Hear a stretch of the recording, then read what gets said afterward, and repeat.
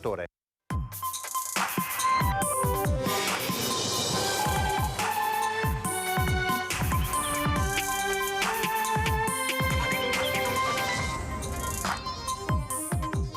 del Mare, Zaia ha firmato oggi la convenzione tra Regione e Consorzio SIS. Resta la spaccatura tra il fronte dei sindaci contrari che hanno fatto ricorso al TAR e quelli favorevoli all'opera. I funzionari dell'Agenzia delle Dogane con i militari della Guardia di Finanza hanno bloccato 70.000 pacchetti di sigarette di contrabbando a Fusina, denunciati i responsabili. Il centrosinistra veneziano inizia a dialogare per presentarsi unito e con un candidato sindaco comune alle prossime elezioni. Giovanni Andrea Martini lancia le primarie. Scomparso noto barista 47enne di Bibione, l'invito è a farsi vivo in qualche modo per annunciare che almeno sia in buone condizioni di salute. Venezia vive una grave emergenza sanitaria per carenze strutturali e di personale, lo afferma la CGIL che ha presentato i risultati di uno studio sulle difficoltà di accesso ai servizi sanitari in Laguna. Il sottosegretario alla giustizia Ostellari in visita al carcere di Montorio dove è rinchiuso Filippo Turetta ribadisce no ai privilegi per certi detenuti. Il grande calcio internazionale su Antenna 3, appuntamento da non perdere domenica sera alle 20 sulla nostra emittente. Trasmetteremo in diretta la finale di Supercoppa di Spagna tra Real Madrid e Barcellona. Buonasera, bentrovate, bentrovati. Edizione di Venezia dei telegiornali di Antenna 3, lo avete sentito in primo piano dai nostri titoli, la Via del Mare. Oggi la tanto attesa firma da parte del presidente Luca Zaia della convenzione con il consorzio SIS per la realizzazione dell'opera tra il fronte dei sindaci contrari e quelli invece favorevoli. Sentiamo. Un giorno importante, la firma di Regione Veneto del nostro Presidente per una procedura iniziata molti anni fa e che oggi finalmente va avanti. Soddisfazione da parte della Presidente della Conferenza dei Sindaci del Litorale Veneto per la firma da parte del Presidente Zaia della convenzione con il Consorzio SIS che sancisce il primo passo verso la realizzazione della tanto discussa Via del Mare. Linea opposta da parte del fronte dei sindaci contrari al tratto stradale a pagamento. Dispiace che la Regione non abbia accolto il nostro invito ad incontrarci prima della firma della Convenzione, perché le esigenze del territorio le avremmo rappresentate pienamente senza trovarci con i giochi già fatti. Con la firma depositata si è infatti sancito l'accordo tra Regione e il SIS, il soggetto committente dell'opera. I sindaci dei 5 comuni contrari, Meolo, Fossalta di Piave, Silea, Monastiere e Roncade, temono però che con la firma di questa convenzione non si possa più tornare indietro. Sono tanti i nodi critici puntualmente anche segnalati ed altri che sono emersi nel corso appunto di questi ultimi anni. È la modalità che si è scelta che non può essere assolutamente condivisa. Non si fermerà dunque il fronte comune dei sindaci che già a inizio dicembre avevano fatto ricorso al TAR per bloccare l'opera, mentre l'assessore De Berti ha annunciato un incontro con i sindaci favorevoli. Noi staremo ovviamente a fianco di Regione Veneto, anche promuovendo un nostro intervento nella procedura che è stata impugnata, perché sosteniamo questa importante opera. A schierarsi dalla parte dei sindaci contrari anche il PD regionale e provinciale. Pagare una strada già esistente per andare al mare, sostengono Zanoni, Zorzi e Favero, non serve a nessuno se non a creare problemi in termini di traffico e sicurezza nelle vie secondarie dei centri abitati dei comuni coinvolti. Annunciato inoltre l'incontro pubblico in programma giovedì 1 febbraio a Roncade per esprimere le ragioni dei comuni del fronte del no. 70.000 pacchetti di sigarette di contrabbando intercettati al porto di Fusina e sequestrati dai funzionari dell'Agenzia delle Dogane con i militari della Guardia di Finanza, denunciati i responsabili. Il trasporto illegale arrivato da una motonave proveniente dalla Grecia e originariamente partita dalla Turchia avrebbe fruttato al mercato nero 400.000 euro, generando un'evasione d'imposta per oltre 70.000 euro. A destare i sospetti dei funzionari documenti di accompagnamento ritenuti non attendibili. Il veicolo con targa tedesca sottoposto a fermo amministrativo e ispezionato. Quello che sembrava un carico di articoli di telefonia, anch'essi non a norma, nascondeva oltre 1 tonnellata di pacchetti di sigarette di contrabbando. Il controllo della velocità in Laguna sta diventando realtà. Dopo anni di richieste e battaglie contro il moto ondoso in laguna, arriva l'emendamento di riforma del codice della strada ribattezzato Barca Velox, che si fa portavoce della necessità di introdurre una norma per diminuire il traffico acqueo. È una richiesta che viene da tanti anni, perché a Venezia il problema del moto ondoso non c'è da ieri, ma c'è da tantissimi anni. Il sindaco in primis si è mosso anche facendo gli stati generali negli ultimi mesi dello scorso anno e quindi questa proposta di 2 emendamenti fatti in commissione alla Camera, il codice di trasporti che sta cercando di portare avanti il ministro Salvini per una maggiore sicurezza sia dal lato strada ma anche in questo caso della navigazione in laguna, che permette insomma un controllo della velocità nelle acque della laguna, sia in presenza o da remoto. L'obiettivo è quello di mettere nero su bianco quanto emerso dagli stati generali sul moto ondoso e quanto richiesto più volte, oltre che dai cittadini, dalle categorie dei gondolieri e non solo. Loro ci lavorano anche e quindi insomma è ulteriormente un problema per loro, ma è un problema anche per i tanti che frequentano la laguna per sport, per così tempo libero, chi voga, chi va in laguna, ma anche chi magari frequenta la laguna con imbarcazioni più piccole, quindi moto ondoso anche insomma per le imbarcazioni più piccole non è una cosa piacevole e quindi insomma magari andando tutti un po' più piano il problema si cercherà di risolvere e fare un bene diciamo anche alla stessa città dal punto di vista ambientale, delle fondamenta delle rive. La politica ora, il centrosinistra veneziano inizia a dialogare per presentarsi unito e con un candidato sindaco comune alle prossime elezioni. Giovanni Andrea Martini lancia le primarie. Si rischia di arrivare al momento clou, cioè al momento delle elezioni, senza un candidato e con un candidato magari fatto piovere dall'alto, e la fine che si fa in questo caso la conosciamo già e non vogliamo che accada nuovamente. Non è mai troppo presto per iniziare il dibattito che dovrà portare al candidato sindaco per le prossime elezioni comunali a Venezia. Secondo Giovanni Andrea Martini, di Tutta la città insieme, almeno questa volta bisognerebbe che il centro-sinistra iniziasse a muoversi per tempo. Noi riteniamo che le primarie siano uno strumento fondamentale per la democraticità anche dell'espressione popolare. Il mantenimento di un distretto sanitario forte al Giustiniane, della residenzialità nel complesso di San Pietro di Castello, che rischiava di diventare un altro albergo, dimostrano secondo Tutta la città insieme come sia possibile vincere battaglie politiche attraverso un'alleanza stretta con associazioni, comitati e movimenti. La città viene vissuta laddove vengono garantiti dei diritti essenziali, il diritto al lavoro, il diritto alla salute, il diritto alla casa, il diritto alla sicurezza. Secondo Tutta la città insieme, Brugnero ha vinto le elezioni puntando sul tema della sicurezza e invece ha lasciato una città più insicura e desertificata. Ed è solo uno dei problemi irrisolti da cui ripartire attraverso un patto coi cittadini.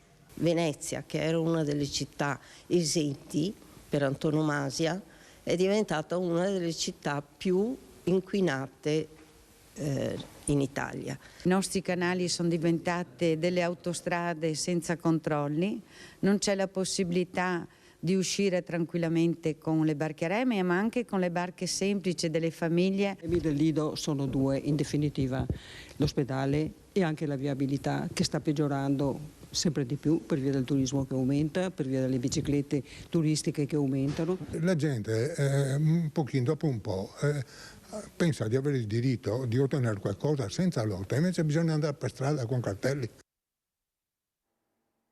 Ancora cronaca adesso, perché è mistero sulla scomparsa di Giuseppe Cosentino, barista 47enne di origini siciliane che si divide tra Bibbione e Lignano. Non si hanno più sue notizie da oltre 36 ore dopo un'uscita con un gruppo di amici a dare l'allarme proprio loro, dato che l'uomo risulta avere sempre il telefono spento. 2 le ipotesi di chi è stato con lui nelle ultime ore, quella dell'allontanamento volontario o di un imprevisto al ritorno nell'abitazione di Milano di cui è originario. Ancora pochi gli elementi su cui sta lavorando la polizia locale. Cosentino non ha patente né biciclette, si muove solo con autobus e treni. L'invito è quindi quello di farsi vivo in modo di annunciare che almeno sia in buone condizioni di salute. E Venezia vive invece una grave emergenza sanitaria per carenze strutturali e di personale, ad affermarlo uno studio della CGIL. Venezia vive una grave emergenza sulla possibilità di accedere ai bisogni di salute. Non è solo un problema di carenze strutturali, mobilità, trasporti, barriere architettoniche, ma anche di finanziamenti, carenza di personale, carenza di una sanità diffusa nel territorio. Qualche mese fa abbiamo consegnato su questo 17.000 firme al Consiglio regionale per chiedere più investimenti nella sanità veneziana. Sono 8 le zone della parte lagunare del comune di Venezia carenti di medici di medicina generale, 4 in centro storico, 1 alla Giudecca, 2 al Lido e 1 a Pellestrina. La CGIL torna ad occuparsi di sanità pubblica con una ricerca presentata nella sede emergency della Giudecca basata su dati oggettivi e su questionari somministrati a residenti del centro storico e delle isole nel corso del 2022. Siamo andati ad analizzare quelle che sono le condizioni di soddisfazione degli utenti di Venezia Insulare verso i servizi, le barriere incontrate nel raggiungimento dei servizi e gli elementi di costo, la situazione socio-economica, tutti quegli aspetti soggettivi che vanno a definire accessibilità nel senso di bisogno, di adeguatezza ai bisogni della popolazione. 7 persone su 10 incontrano almeno una barriera o un impedimento per raggiungere i servizi. Per quanto riguarda la qualità dei servizi in generale, 4 persone su 10 si ritengono non soddisfatte di almeno un servizio e questo riguarda principalmente tempi di attesa lunghi e la difficoltà di prendere appuntamenti e quindi di accedere al servizio. C'è poi un contesto economico che rende le cose ancora più difficili a Venezia. La metà degli intervistati spende più del 30% del reddito per la casa, quasi 1 su 3 spende più del 40%. Abbiamo una quota, una percentuale, soprattutto nelle isole, di pensionati che rinunciano a curarsi o le posticipano per effetto della difficoltà di raggiungere i servizi. Per questo la ricerca si chiama Il posto conta, perché in realtà abbiamo visto che la difficoltà a raggiungere e anche la riorganizzazione territoriale dei servizi ha reso più complicata l'accessibilità a questi servizi. La visita in carcere a Verona del sottosegretario Ostellari subito dopo la pubblicità.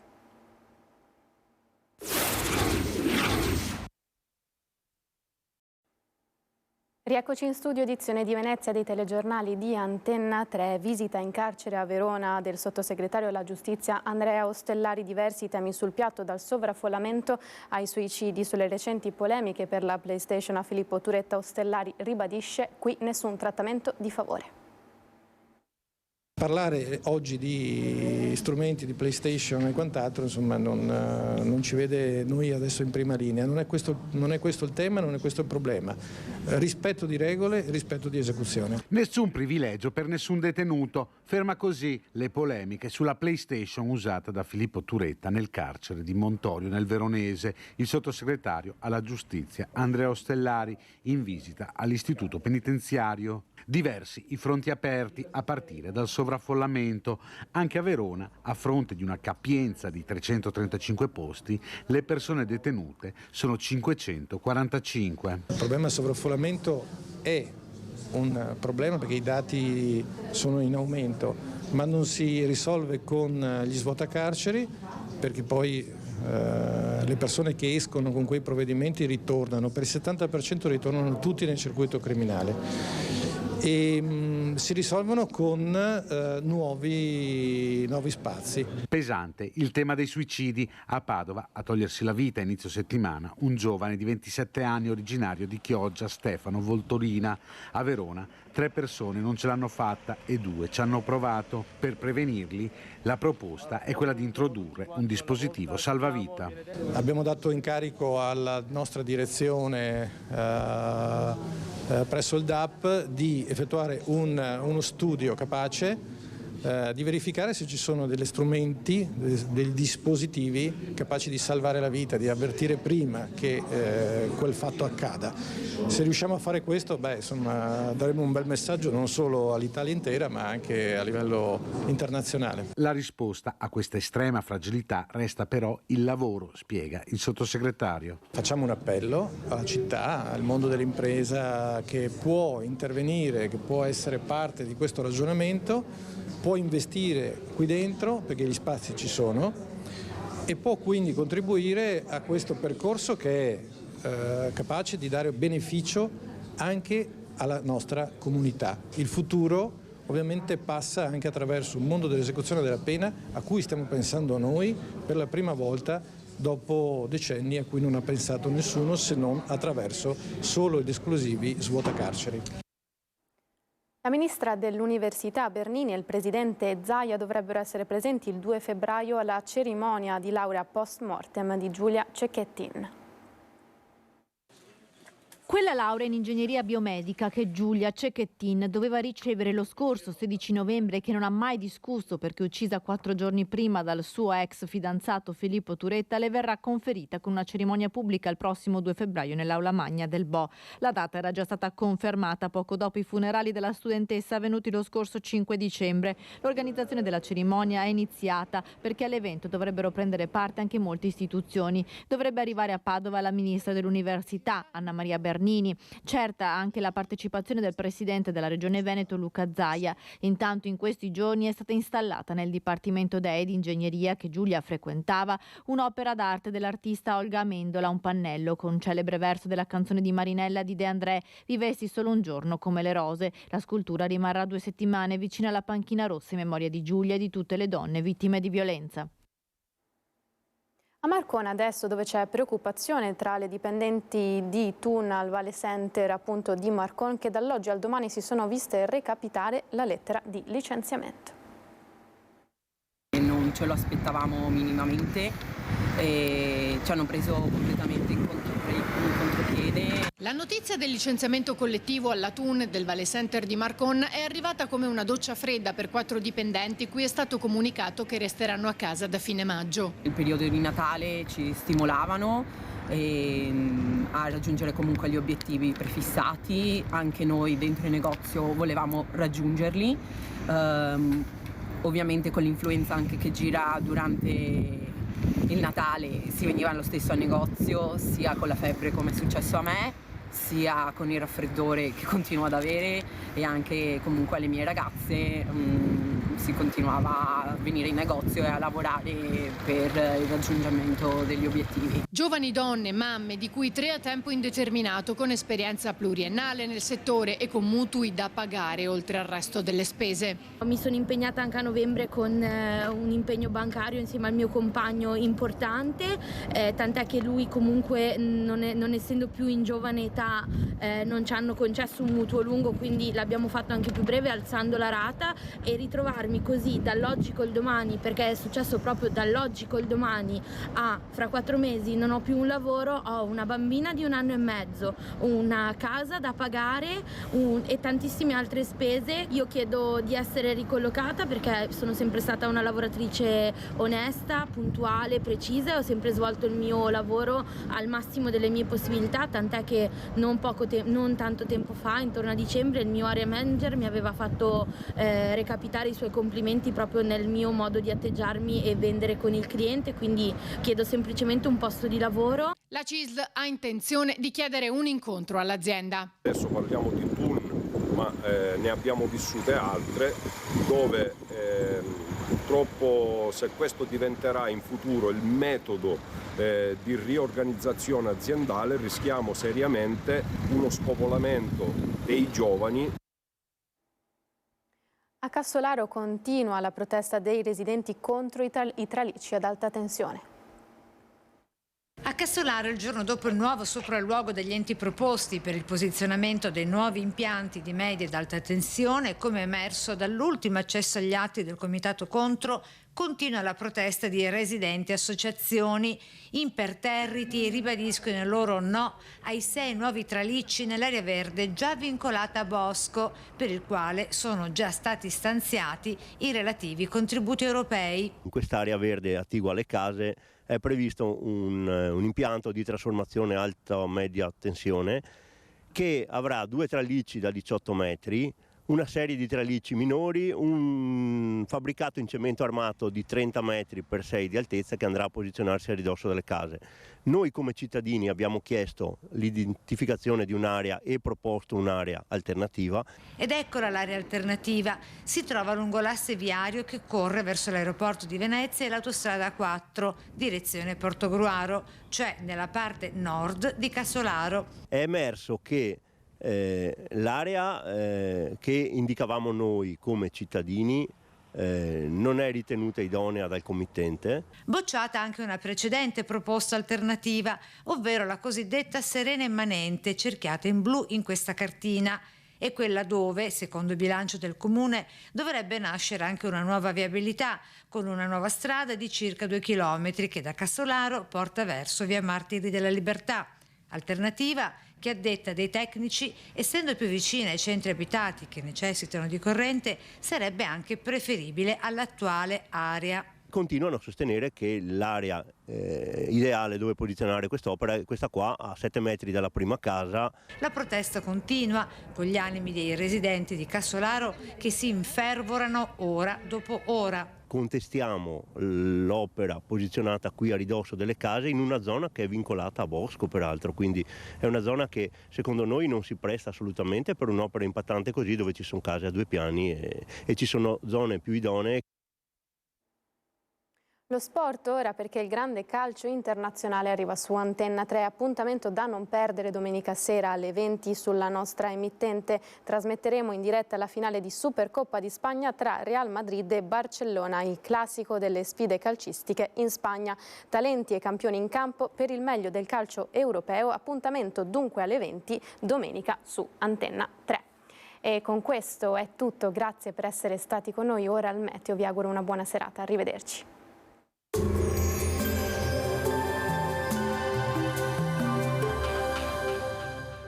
Il Piccolo Scavo è specializzato nella realizzazione di impianti fognari, sottoservizi per utenze e adeguamento fognario alla rete consortile. Bentrovati al meteo. Condizioni stabili grazie all'alta pressione.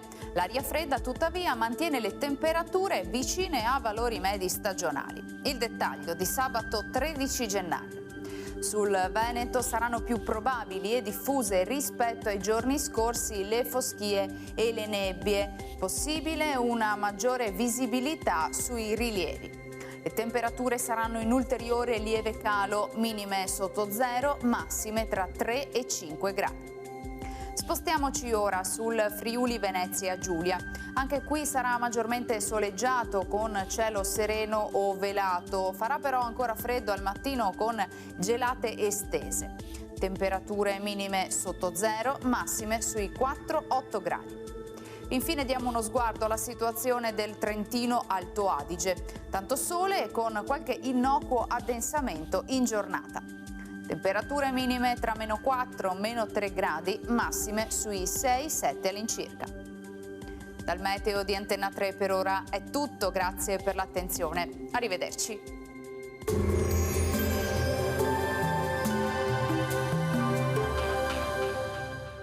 Il Piccolo Scavo è specializzato nella realizzazione di impianti fognari, sottoservizi per utenze e adeguamento fognario alla rete consortile.